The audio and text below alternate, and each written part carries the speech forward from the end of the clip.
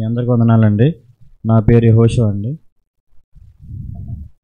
అయితే చిన్న సాక్ష్యం ఏంటంటే, పోయిన శనివారం నాడు చర్చ్ అయిపోయింది. నేనైతే చర్చికి రావట్లేదు. శనివారం, ఆదివారం మాత్రం వస్తున్నాను. అదే జాబ్ వల్ల కుదరట్లేదు. అయితే మా భార్య పిల్లలు వచ్చారు. ఇక్కడ ఇంటికాడ వెయిట్ చేస్తాం. మమ్మల్ని ఇంటికాడ దింపమంటే నేను వచ్చి వాళ్ళని తీసుకుని మేము ఇంటికాడ దింపి నా డ్యూటీ పని మీద నేను వెళ్ళిపోయాను అనమాట. వెళ్ళిపోయి అక్కడికి వెళ్ళిపోయిన తర్వాత నాకే తెలియట్లేదు, సడన్గా బ్యాక్ పెయిన్ వస్తుంది. ఎంత అంటే తట్టుకోలేకపోతున్నాను అసలు. సరే కిందకు వచ్చాను, నాకున్న బైక్ మీద నుంచున్నాను కానీ అసలు ఉండలేకపోతున్నా. సరే ఆ ఎదర రోడ్డు ఉంటే ఆ రోడ్డు మీద పడిపోయి అసలు ఎంత పెయిన్ అంటే తట్టుకోలేకపోతున్నా. సరే అక్కడి నుంచి కొద్దిగా మళ్ళీ ఎదరకు వచ్చిన తర్వాత సిమెంట్ దమ్ము ఉంటే సిమెంట్ దమ్ములో పడుకున్నా. అయినా సరే తగ్గట్లా. సరే దగ్గరలో ఆయుష్ హాస్పిటల్ దగ్గర మెడికల్ షాప్ ఉంది కదా, అక్కడికి వెళ్ళి చెప్దాం, 2 ట్యాబ్లెట్లు తీసుకుందామని చెప్పి మెడికల్ షాప్కి వెళ్ళి ప్రాబ్లం ఇదన్నా అని చెప్పాను. అంతే, చెప్పి డబ్బులు ఇచ్చాను తప్ప నేను అక్కడ నుంచోలేకపోతున్నా. కింద పడిపోయి ఎక్కడైతే మనం మెడిసిన్స్ తీసుకుంటామో అదంతా దుమ్ముగా ఉంటుంది కదా, ఆ దుమ్ములో పడిపోయి దేగుతున్నా. నేను అసలు నాకు అసలు ఏం తెలియట్లా, ఆ ట్యాబ్లెట్లు తీసుకోవాలని కూడా తెలియట్లా. దేగుతున్నాను, నా చేతిలో రావట్లేదు. ఎవరు నన్ను హెల్ప్ పడదామన్నా అసలు అడగలేకపోతున్నాను అనమాట, అంత విపరీతమైన పెయిన్.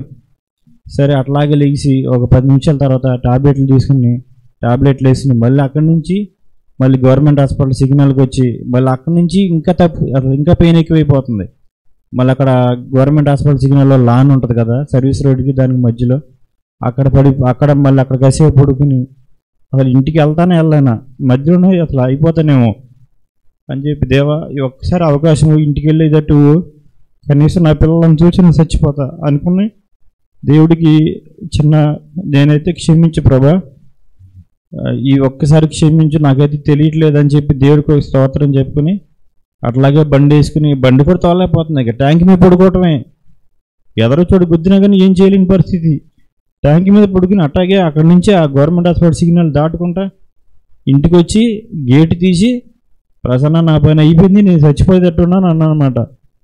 అప్పటికే ఏమైంది అంటే అసలు నేను ఏం చెప్పలేకపోతున్నా.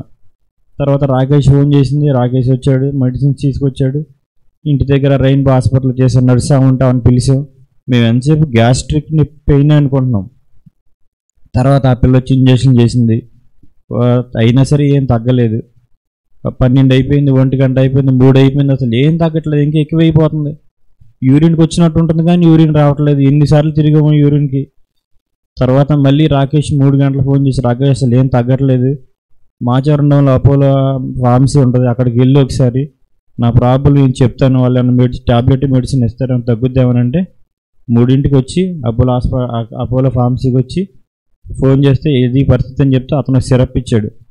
ఆ సిరప్ వేసుకున్న తర్వాత 3:30 అట్లా, దేవా దయతో నన్ను క్షమించు, నేనైతే పూర్తిగా నా జాబ్ విషయంలో చర్చి కానీ ఇవన్నీ నెగ్లెక్ట్ చేస్తున్నా, దయతో ఒకసారి నన్ను క్షమించి ఈ పెయిన్ నుంచి నాకు విడుదల దయచేస్తే రేపు బుధవారం చర్చిలో సాక్ష్యం చెప్పుకుంటా, దయతో ఒకసారి తట్టుకెళ్ళిపోతున్నాను ప్రభా అని చెప్పి 3:30కి ప్రార్థన చేసుకున్నాను.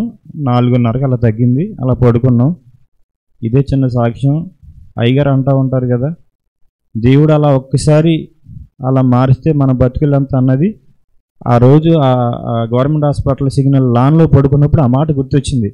నిజమే కదా, మనం ఏదో జాబులు అయ్యాను తిరుగుతున్నాము, ఆ రోజు కనపడింది ఆ దుమ్ములో పడుకుని దేగుతుంటే ఏంటి నా బతుకు పోతే ఏంటి, దేవుడు అంటే లెక్క లేకుండా తిరుగుతున్నాము, చర్చ్ అంటే లెక్కలేదు, ఏదో జాబులను అయ్యని తిరుగుతున్నాం తప్ప ఏం లేదు, దయతో క్షమించు, ఎక్కడి నుంచైనా మీ సన్నిధిలోకి జాగ్రత్తగా ఉంటానని చెప్పి దేవుడి దగ్గర చిన్న ఓడమ్మలు తీసుకున్నాను. అయ్యగారికి ఇలా జరిగిందండి, సాక్ష్యం చెప్పాలంటే అయ్యగారు అవకాశం ఇచ్చారు.